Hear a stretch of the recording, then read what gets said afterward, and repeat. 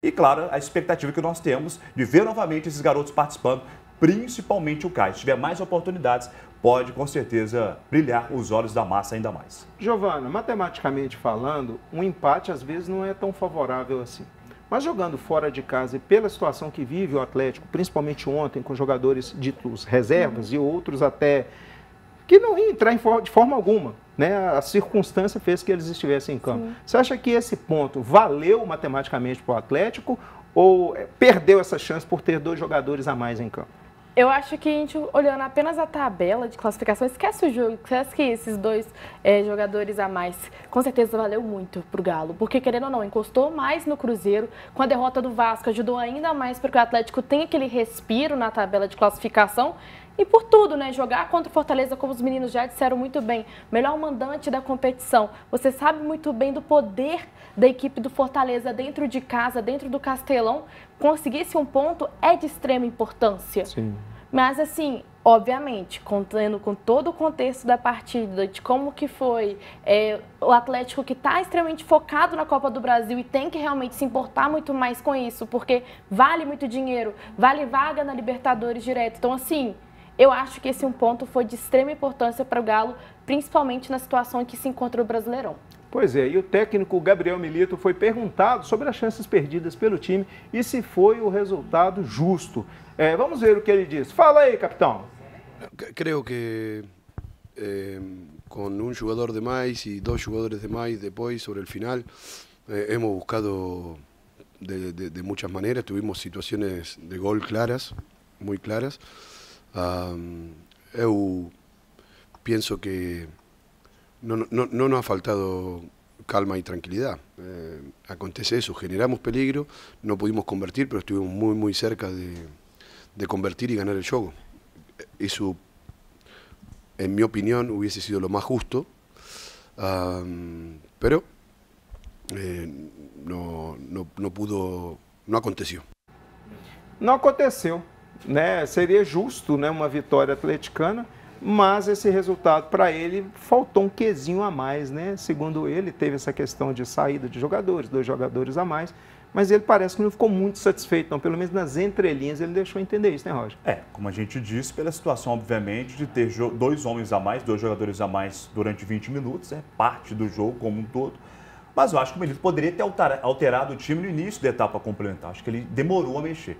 Se ele desse um ganho a mais, um gás a mais ao Atlético na etapa complementar, eu acho que o Galo sairia pelo menos com esses 3 pontos, né, do Castelão. Claro, como disse a Giovana, o próprio Matheus, um empate muito bom, trazendo esse resultado positivo para Belo Horizonte, mas por essas circunstâncias que aconteceu ontem no Castelão, o Galo poderia sim ter tido uma boa vitória contra o Fortaleza e aí sim dado uma respirada maior ainda na competição, né, tendo, quem sabe, um gargalo maior ainda no Campeonato Brasileiro.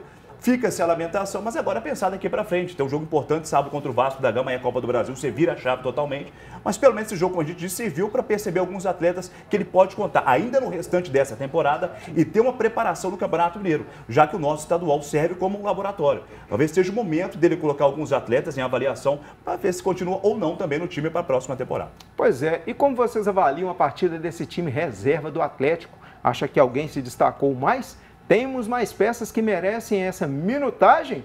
Bem, a palavra está com você, meu amigo Matheus.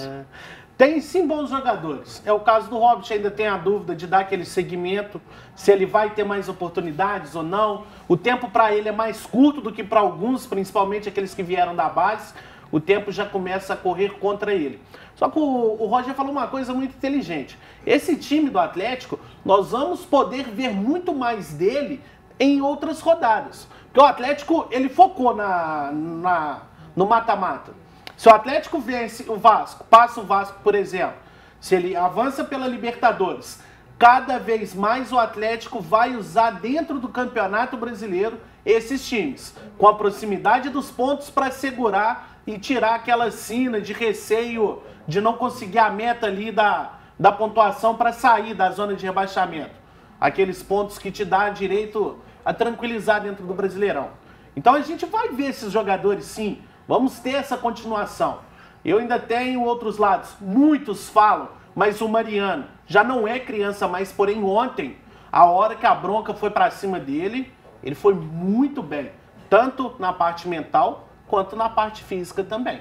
Pois é, o Milito também foi questionado se Rubens e Arana já estarão à disposição para os próximos jogos, que serão as semifinais da Copa do Brasil. Vamos ver o que disse o grande Milito. La evolución de los dos jugadores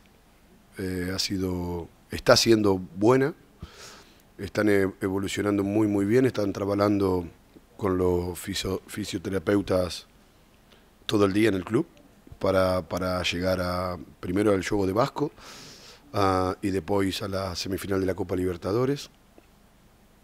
Eu tengo fe que sí, que van a estar, pero hoy volvemos a Belo Horizonte, mañana entrenamos por la tarde y ahí vamos a tener más certeza.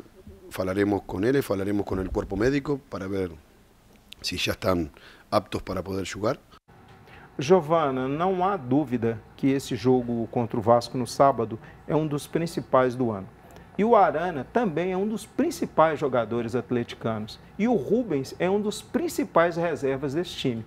A possibilidade de retorno deles dá uma certa tranquilidade para o Milito, né? Ah, com toda certeza. É um jogo que ainda está muito em aberto, né? 1-0 apenas assim de diferença, não é grandes coisas. Tanto que eu vim aqui antes do jogo contra o Vasco, no jogo de ida, falei, gente, para uma partida em São Januário, 2 gols de diferença vai ajudar bastante. Um apenas é bem complicado. Todo o caldeirão do estádio vascaíno ajuda muito para que o time adversário fique mais desestabilizado, acho que podemos falar assim. Então, é uma partida que vai ser muito dificultória para a equipe do Milito. Então, tendo o retorno do Arana, vai ser de grande valia. Eu acho que o Atlético vai fazer de tudo nesses últimos dias, nesses próximos dias, para ter esse retorno dele. Os próximos dias é ótimo, né?